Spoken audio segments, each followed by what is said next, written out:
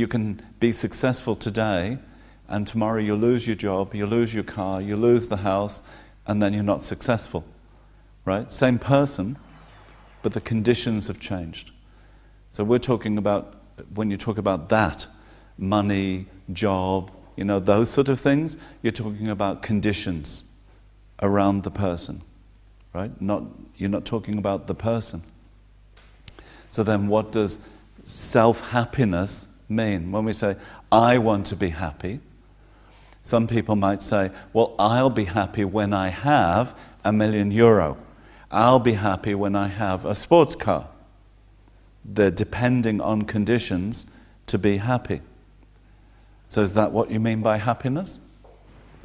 So I think this self-happiness is very important, because usually in the form of Buddhism that I teach from, it's called Mahayana Buddhism, and we're really concerned about everybody else. So people often think, then that means there's no me, there's no I should be happy, it's all about making others happy. But how can you make others happy if you're not happy yourself? So what's sensible, what His Holiness calls wise selfishness. Wise selfishness is concentrating on yourself first with the purpose to help others. That's different from, I only want to be happy. Right? Because you could have the motivation, same motivation. I want to be happy, but you never want to use it for anybody else. So that's what we call selfishness. Right? So that motivation, as opposed to I want to be happy in order to make others happy, is completely different. So which way do you want it? Are you going to use your self-happiness to help others, or are you only going to use it to make yourself happy? So I think that's why it's really useful to start thinking, the purpose of my life is, I want to be happy. But then if I was happy, what would I do? Would I sit at home thinking, wow, this is incredible. I'm so happy. Right? When you think about it, you could be sitting at home completely alone, right? Thinking, I'm so happy, I'm so happy. I must tell somebody. So you call somebody and say, I'm so happy. And they say, well, I'm not. And you, okay, goodbye. You don't want to hear anything. Because I'm happy and I want to maintain my happiness. Then my happiness doesn't relate to others. My happiness doesn't help others. My happiness doesn't create anything good for others. It's only about me. So when we're talking about self-happiness, I like this idea of the self-happiness, and then there's the family, and then there's the work people, the friends, and it goes out and out and out. Where does it start? It has to start with me. If we're not happy, we're not going to be able to help anybody else. So I think this is really good. And the no bad energy, I think this is also really good, because if we have this motivation, I don't want to give out this bad energy to others, then what do you do with it? You have to be able to transform it, right? Not to suppress it, because if you suppress bad energy, I'm feeling really irritable and angry. But in society, we can't be irritable and angry, so I should push it down, right? I should internalize it. So I push it down, and I sort of hold it down here, so my digestion is not so good, my stomach doesn't feel so good. I have to take these antacids or something for digestion. We don't want to be like that. We don't want to make ourselves sick through negative emotions. On the other hand, if we act the negative emotions out, driving along, winding down the windows, screaming and shouting at people on the motorway, you idiot, do you have a driving license? By the time you finish driving, you can think, that was really satisfying, but actually it creates more cause for more irritability and more anger. So temporary satisfaction in that we've acted out, but then is the long-term peace, optimism. If you keep acting out these negative emotions, you create the habit of having more negative emotions. So there's got to be a third way. So what we're talking about with emotions is, one way is, should I suppress it? Push it down? Forget it ever happened? The other way is, should I act it out? Can I go into work and throw the muffins around, and scream and shout at everybody? And some people do, Are they respected? Do people help them? We can discuss that part. But what's the effect on others?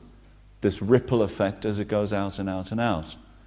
Is it constructive to act out the negative emotions? So what about ambition? And all these things of movement, right? So we talk about being satisfied, being peaceful, content, those things. But what about ambition and developing and growing? Yeah. So where does that come from, right? So is that also a dissatisfied mind? Yeah, sure. So there are areas that also we need to discuss. Because if you're thinking, I want to develop and grow, and it comes from a dissatisfied mind, is it going to help you? Is it going to be the right motivation? So I think this is it's very relevant, particularly in business, where you think in business we need to develop and grow. Otherwise we implode, right? We get smaller and smaller, and then business disappears. And so what motivation, what driving force do we use in order to make it develop and grow? Should it be the dissatisfied mind? Should it be the satisfied mind? If it's satisfied, would we want to develop? We should have these conversations. I think they're interesting conversations. One thing I would like to say about worry, give it up. It's of no use at all. There's a famous Tibetan Lama who said, if you can't solve the problem, why worry? If you can't solve the problem, why worry? Right? Then the third thing that comes along is, but I'm still worried. I've had this habit for a long time. So I think one thing to really work on there, what would concern me, is the worry. Because when we worry, it tends to be circular. We tend to go round and round and round, and it tends not to produce a result. So what you're looking for is with concern about others,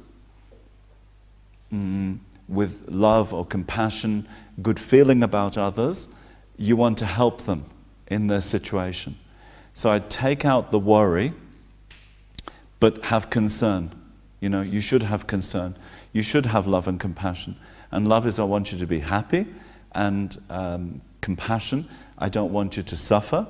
So of course, with family, with people you work with, you have this, but you don't want to bring worry into it, because worry will just take you around and round in circles. It uses up a lot of energy, and then it's like this sort of, I go down and down and down, and wow, what a day. I worried so much, but didn't feel like I did anything, didn't feel like I came to a conclusion. And so how do you come to the conclusion? If there's something you can do, so that gives you a clue. What am I worried about? And it's really good to write down what you're worried about. Because as soon as you write it down, you start to become clear. When it's just in your mind, I'm really worried about my mother. And you can make up lots of stories about your mother, but it's just adding to the worry. So if I'm really worried about something, what is it that I'm worried about? Write it down. And then often just by writing it down, you understand there is nothing to worry about. But by writing it down, you see there is a problem. Then the next step is, what can I do about that problem? Do I have answers?